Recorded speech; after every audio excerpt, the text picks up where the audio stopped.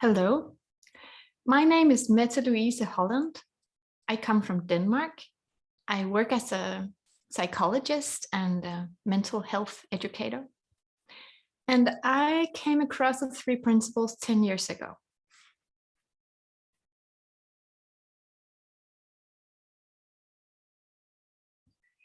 Could you briefly share what your life looked like before you had your first insight into the three principles? Before I came across the three principles, I thought I had a normal life because I didn't have anything better to compare with. But when I look back, I had a really heavy feeling. I thought life was quite hard. I always looked forward to weekends and holidays, maternal leaves when I was so lucky to have that. There was a lot of insecurity, depression. Yeah, I always get very grateful when I think back to how I felt back then. What was your insight? Well, I came across this understanding because my husband did. My husband was quite stressed out and anxious, and I was used to that. But then he came across this understanding, and then suddenly he became very light and much happier and, yeah, lighthearted. It was such a big shift. I remember I thought in the back of my mind, I have never in my entire life seen anybody change like that. I didn't know you could. So I got curious and I asked him, what is this understanding you came across?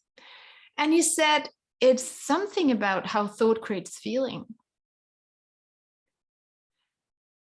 And when I heard those three words, I got hit very deep inside. I did not just hear the words like from an intellectual perspective. Actually, my intellect did not understand the three words at all. It was like he talked a different language I didn't understand. But deep in my soul, I knew in that moment that what he said was absolutely true. It was the truest thing I'd ever heard about being human. And something shifted in me. I remember my first thought was, oh, I completely misunderstood thought. Thought is spiritual. That was something that came to me.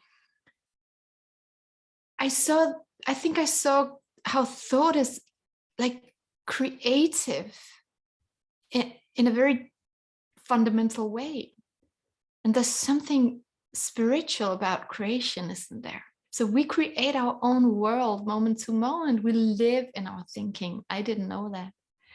And before my insight, I thought was really boring.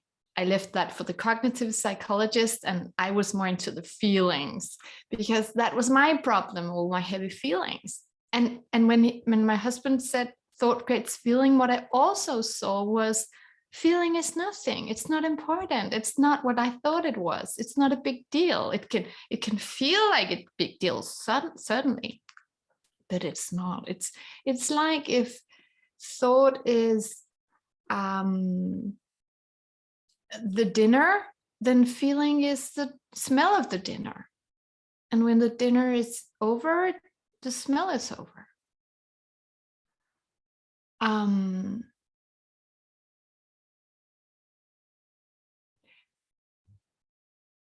I also saw in that moment that I was born free. Before that, I was striving for freedom because that was one thing I thought I wanted a better feeling, and I didn't know where you got that. So I thought maybe more freedom would do it. And I didn't know what freedom was. So I strived for having more money, having more spare time, because I thought maybe that is freedom. More money, then you can do more of what you want. But in that moment when I saw thought creates feeling, I understood that I was born free mentally, because nothing in the world have ever given me an experience, given me a feeling. It has all come from inside. My whole life, I just didn't know. So the world can't touch me. It doesn't really matter what the world does, because I can't feel it.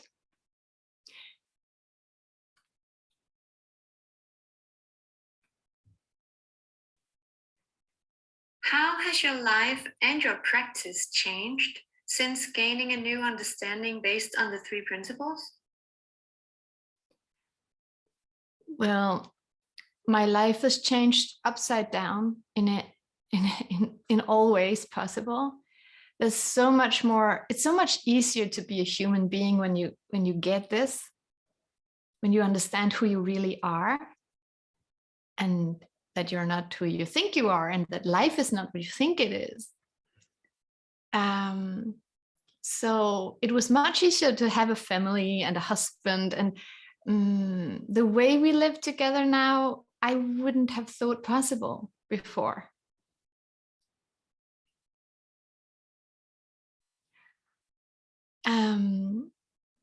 It's much easier to listen to myself, like deeper, the inspiration, the feeling of what feels right, because I'm not too serious about my like personal mind chit chat thinking. I know I'm better at knowing where to listen than I was before. Before it was like all one thing, all one mess. But so I know that basically any moment I don't overthink my life, I feel good. That gives me a new chance for a new experience, a new life any minute, because thought shifts constantly. It's not like I have to think anything particular. It's not like I have to change my thinking. It's just like I don't care so much what I think. My practice changed so much. Suddenly, I felt I could actually help people. When I look back, then before I came across this understanding, really, I didn't know what the mind was. It was like a white spot on the map. If somebody had asked me what is thought and where does feeling come from, I wouldn't have been able to answer them, because I didn't know. So after I came across this understanding, it was like somebody had turned on the light in here, and I could see what it is. Like, oh, that's what the mind is. That's who we really are. That's how it works.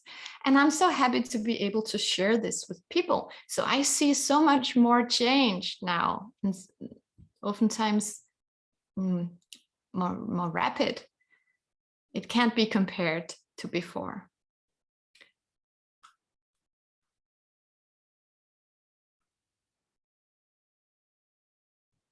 How do you see this understanding changing the field of mental health and our understanding of the human spirit?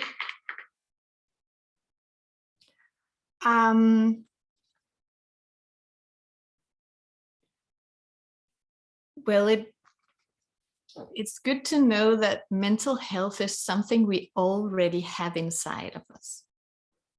We are born mentally healthy. There is a health inside that never gives up. It always wants you to feel better. It always wants you to navigate your life well. And all we need to know is what it is and how to listen. It's good to know that what we would call mental illness or mental illness symptoms before, I now see it as mental health in disguise. when we suffer, when we feel bad, if we know how to understand it, it's actually a good thing, because it's a reminder that right now, innocently, you're using the gift of thought against yourself. And you're not listening to yourself, your true self, which is who we are beyond the personal thought. So when I meet people now, I always meet healthy people, and then I'm happy to be able to inform them about that. That's a big change.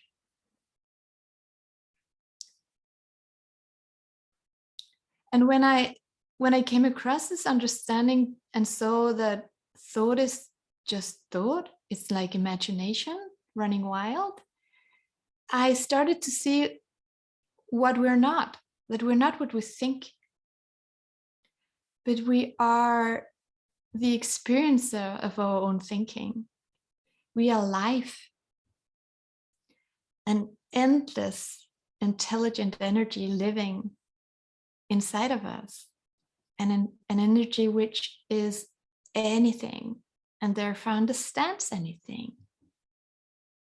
And that we can listen to that essence of who we really are and get the answers we need. We are eternal, because the three principles is who we really are, and they do not have a form. So there won't be an end to it. And that to me is absolute security, to know that what I really am will never change. And what I think I am, fortunately, always changes.